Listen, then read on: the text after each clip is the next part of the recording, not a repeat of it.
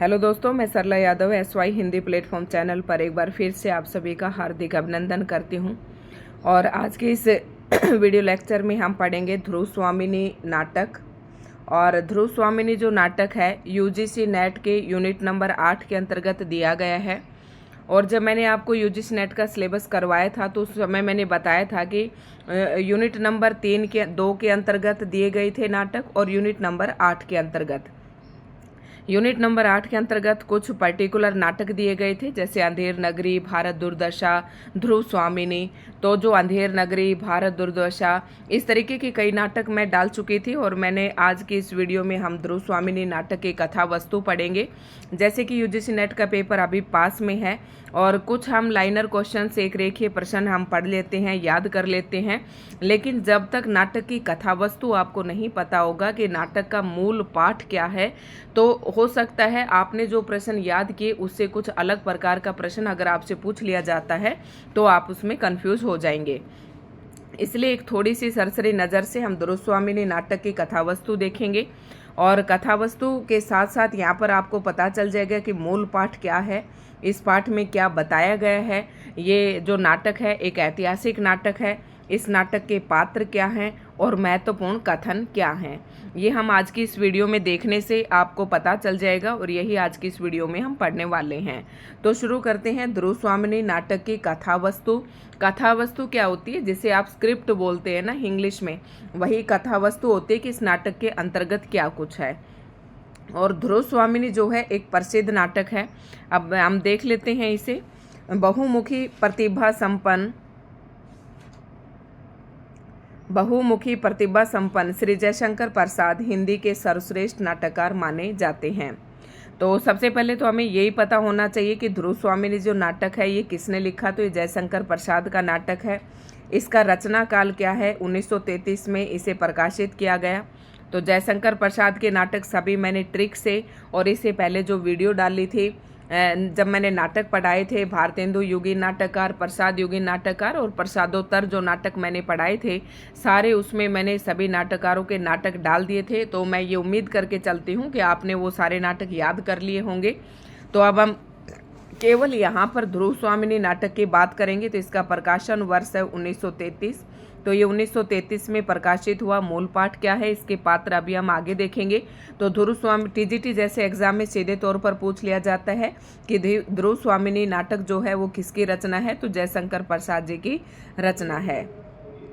ध्रुव स्वामिनी उनकी बहुचर्चित नाट्य कृति है, जिसकी कथा वस्तु गुप्त वंश के यशस्वी सम्राट समुद्रगुप्त के पुत्र चंद्रगुप्त के काल से संबंधित है। ध्रुव स्वामिनी नाटक की जो कथा वस्तु है वो समुद्रगुप्त के पुत्र चंद्रगुप्त के काल से संबंधित है। नाटक की भूमिका में प्रसाद जी ने इसकी ऐतिहासिकता के प्रमाण दिए हैं। उनके अनुसार विशाख दत्त द्वारा रचित संस्कृत नाटक देवी चंद्रगुप्त में यह घटना अंकित है। अब आपसे ये पूछ लिया जाए कि ध्रुव स्वामिनी जो नाटक है उसकी कथा वस्तु अन्य किस नाटक से मिलती जुलती है या संस्कृत के किस नाटक की घटना है, तो आपको बताना है कि संस्कृत का एक नाटक है विशाख दत्त, ठीक है, विशाख दत्त द्वारा रचित संस्कृत नाटक है देवी चंद्रगुप्त में यह घटना अंकित है। ठीक है, इस प्रकार से आपको ध्यान रखना है। जिसमें ध्रुव स्वामिनी का पुनर्विवाह, ध्रुव स्वामिनी इसकी जो नायिका पात्र है, मतलब स्त्री पात्र है, और इसका ध्रुव स्वामिनी का पुनर्विवाह चंद्रगुप्त के साथ हुआ बताया गया है। 7वीं शती में बाण भट्ट ने भी अपने हर्षचरित में लिखा है कि चंद्रगुप्त ने नारी वेश में शक शिविर में जाकर सकराज का वध किया था। तो इसके मूल पाठ के बारे में बता रहे हैं, थोड़ी सी ये घटना आपको ध्यान में रखनी है। और आपको ये भी प्रश्न जो है सीधे तौर पर पूछा जाता है कि बाण भट्ट की रचना किसने की, हर्षचरित की रचना किसने की, तो बाण भट्ट ने रचना की थी। हर्षचरित नामक ग्रंथ लिखा था और इसी ग्रंथ में ये बताया जाता है कि चंद्रगुप्त ने नारी वेश में शक, हूण और कुषाण जो ये जातियां थे ना इनकी, तो शकों के शिविर में जाकर शकराज का वध किया। शकराज से गुप्त वंश का यह युद्ध इतिहासकारों के अनुसार 374 ईस्वी पूर्व से 380 ईस्वी पूर्व के बीच में हुआ था। ईसा पूर्व है, ईस्वी पूर्व नहीं है ये। और ये तो आपको ध्यान रखने की जरूरत नहीं है, आपको याद रखना है बस ये किस प्रकार का नाटक है, मूल पाठ में क्या कहा गया है, पात्र कौन से हैं, इस प्रकार के, और इसका प्रकाशन वर्ष क्या है, और ये नाटक किसने लिखा है। इन सब बातों को आपको ध्यान रखना है, यही इंपॉर्टेंट प्रश्न इससे बनते हैं। नाटक की मूल घटना, अभी मैं कह रही थी ना मूल पाठ, यानी कि मूल घटना यद्यपि ऐतिहासिक है तथापि नाटककार ने उसमें कल्पना का समावेश भी किया है। यानी कि जो ध्रुव स्वामिनी नाटक है ये ऐतिहासिक नाटक होने के साथ साथ इसमें कल्पना का समावेश भी किया गया है। नाटक के कुछ पात्र, वेरी मोस्ट इम्पोर्टेंट, ये जो नाटक है चंद्रगुप्त, स्कंदगुप्त और ध्रुव स्वामिनी, इन सभी नाटकों के आपको पात्र याद होने चाहिए। इसमें से एक नाटक में से एक पात्र जरूर पूछा जाता है। तो ध्रुव स्वामिनी नाटक के कुछ पात्र हैं, आपको ध्यान रखना पड़ेगा। चंद्रगुप्त, ध्रुव स्वामिनी, ये तो आपके मुख्य पात्र हो गए। यहाँ से रामगुप्त, शकराज, अभी बताया था मैंने कि शकों के शिविर में जाकर वध किया था शकराज का, तो शकराज, शिखर स्वामी ऐतिहासिक पात्र हैं। तो ये सारे ऐतिहासिक पात्र थे, आप याद रखेंगे, चंद्रगुप्त और रामगुप्त, और एक नायिका है ध्रुव स्वामिनी। उसके बाद दो ऐतिहासिक पात्र और हैं, शकराज और शिखर स्वामी। इस तरीके से एक दो बार आप पढ़ेंगे तो आपको याद हो जाएंगे। और ये सारे तो ऐतिहासिक पात्र हैं, जबकि कोमा, मिहिर देव और मंदाकिनी आदि काल्पनिक पात्र हैं। तो तीन यहाँ पर काल्पनिक पात्र हैं, आपको याद रखना है, और तीनों में मैं आ रहा है। अगर आप ट्रिक भी बनाएं तो कोमा, मिहिर देव और मंदाकिनी, ये तीनों काल्पनिक पात्र हैं। आपसे ये नहीं पूछेंगे कि काल्पनिक पात्र कौन से हैं या ऐतिहासिक पात्र कौन से हैं, इस प्रकार से प्रश्न नहीं पूछा जाएगा। आपसे सीधे तौर पर जैसे कि मंदाकिनी देकर पूछ लिया जाएगा कि ये पात्र कौन से नाटक का पात्र है, या इसे ऐसे पूछ सकते हैं कि मंदाकिनी नामक पात्र जयशंकर प्रसाद के कौन से नाटक का पात्र है। तो आपको बताना होगा कि ध्रुव स्वामिनी नाटक का पात्र है, और उनकी कल्पना शकराज के अनैतिक आचरण को पुष्ट करने हेतु की गई है। ये जो पात्र मैंने बताए हैं काल्पनिक पात्र, इन काल्पनिक पात्रों की क्यों लिए गए इस नाटक के अंतर्गत, ये जो शकराज था उसकी अनैतिक आचरण को पुष्ट करने हेतु ये पात्र लिए गए। समग्रतः ये कहा जा सकता है कि ध्रुव स्वामिनी नाटक में प्रसाद जी ने इतिहास और कल्पना का सुंदर समन्वय किया गया है। समन्वय का मतलब होता है सामंजस्य, जिसमें इतिहास और कल्पना का बहुत ही सुंदर सामंजस्य दिखाया गया है। ध्रुव स्वामिनी नाटक की कथा वस्तु संक्षिप्त, रोचक और गतिशील है। ये जो मैं अभी टॉपिक आपको पढ़ा रही हूँ, ये MA BA हिंदी से जो स्टूडेंट MA BA कर रहे हैं उनके सब्जेक्टिव टाइप से भी ये प्रश्न पूछा जाता है, और ऑब्जेक्टिव टाइप से इसमें जो प्रश्न बन रहे हैं वो मैं आपको साथ साथ बताती जा रही हूँ। गुप्त सम्राट समुद्रगुप्त ने अपने द्वितीय पुत्र चंद्रगुप्त को राज्य का उत्तराधिकारी बनाया था। अब यहाँ से हम थोड़ी सी कथा वस्तु पर प्रकाश डालेंगे।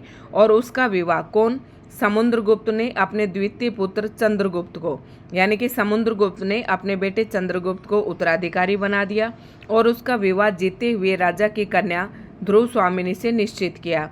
यानी कि चंद्रगुप्त का जो विवाह है वो किससे निश्चित हुआ, ध्रुव स्वामिनी से। चंद्रगुप्त का बड़ा भाई रामगुप्त अयोग्य, विलासी एवं मद्यप था, मतलब शराबी था। किंतु समुद्रगुप्त की मृत्यु के उपरांत शिखर स्वामी नामक षड्यंत्रकारी अमात्य के सहयोग से, अमात्य भी आपको ध्यान रखना है, रामगुप्त राज्य का उत्तराधिकारी बन बैठा।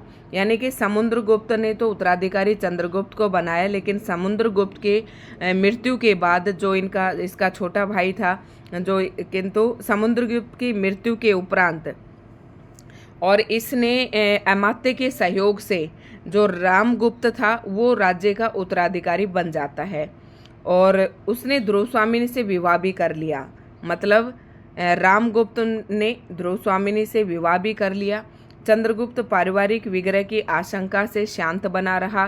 चंद्रगुप्त कुछ नहीं बोला क्योंकि उसे पता था कि परिवार बिखर जाएगा, और उसकी वाग्दत्ता दूसरे की पत्नी बन गई। मतलब जिसको वाग्दत्ता मतलब जिससे शादी का वचन कर रखा था, तो वो जो लड़की है वो किसी दूसरे की पत्नी बन गई।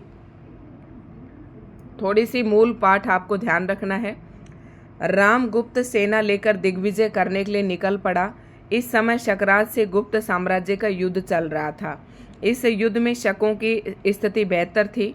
शकराज ने युद्ध बंद करने के लिए जो संधि प्रस्ताव भेजा उसके अनुसार रामगुप्त को अपनी पत्नी ध्रुव स्वामिनी शकराज को उपहार में देनी पड़ी।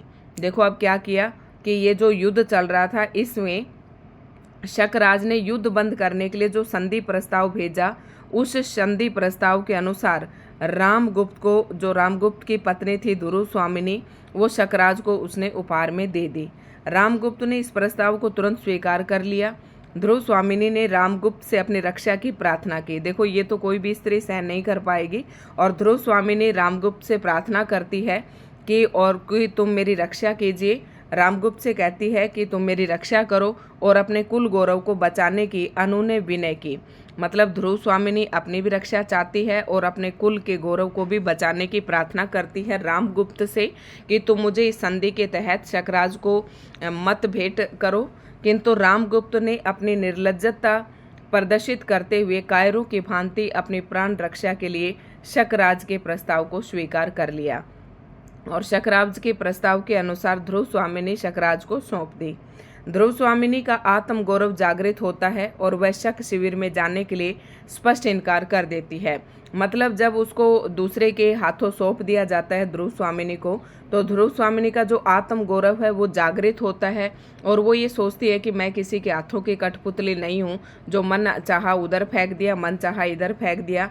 और वो फिर क्या करते, उस संधि के अकॉर्डिंग उसे शक शिविर में जाना होता है, लेकिन वो शक शिविर में जाने के लिए साफ इनकार कर देती है और कहती है, अब ये जो पंक्तियां महत्वपूर्ण है ये आपके पेपर में पूछी जाती हैं कि ये कथन किसका है और कौन से नाटक से है, ये आपको ध्यान रखना है। तो ध्रुव स्वामिनी क्या कहती है, यदि तुम मेरी रक्षा नहीं कर सकते, अपने कुल की मर्यादा, नारी का गौरव नहीं बचा सकते, तो मुझे बेच भी नहीं सकते।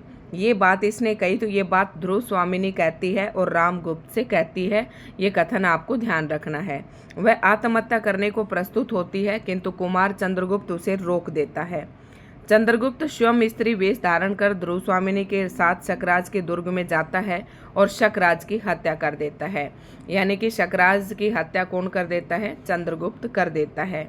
अंत में धर्म परिषद का आह्वान किया जाता है और उसमें पुरोहित अपना निर्णय देता हुआ कहता है, विवाह की विधि ने देवी ध्रुव स्वामिनी और रामगुप्त को एक भ्रांतिपूर्ण बंधन में बांध दिया है। कह रहा कि विवाह की जो विधि है उसके अनुसार तो ध्रुव स्वामिनी और रामगुप्त को एक भ्रांतिपूर्ण बंधन में बांध दिया है। धर्म का उद्देश्य इस तरह पद दलित नहीं किया जा सकता। यह रामगुप्त गौरव से नष्ट, आचरण से पतित और कर्मों से राज किलविसी क्लीव है। ऐसी अवस्था में रामगुप्त का ध्रुव स्वामिनी पर कोई अधिकार नहीं है। मतलब फिर वहाँ पर उसमें पुरोहितों की एक सभा होती है, धर्म परिषद का गठन किया। धर्म परिषद मतलब एक सभा सी बैठती है और उसमें जो पुरोहित होता है वो निर्णय देता है कि जब रामगुप्त इसकी रक्षा ही नहीं कर पाया और तो इसे क्या करना चाहिए। इसके ऊपर वो क्या है कि रामगुप्त अपने गौरव से नष्ट है, आचरण से पतित है और कर्मों से राज किलविशी है, मतलब राज को कलंकित करने वाला है। तो ऐसी अवस्था में रामगुप्त पर ध्रुव स्वामिनी का कोई अधिकार नहीं है। परिषद के लोग रामगुप्त को गुप्त साम्राज्य के राज्य सिंहासन से भी वंचित कर देते हैं। फिर वो जो पुरोहित जो सभा होती है वो रामगुप्त को सिंहासन से भी उतार देते हैं। चंद्रगुप्त राजा बनता है और उसका विवाह ध्रुव स्वामिनी से कर दिया जाता है। तो ये आपके कुछ पात्र थे, इससे पता चला आपको नाटक की पूरी आपको कथा वस्तु भी पता चली। ठीक है, तो थोड़ा सा एक सरसरी नज़र से इसे ज़रूर पढ़ लें, हर जगह यहाँ से प्रश्न पूछे जाते हैं।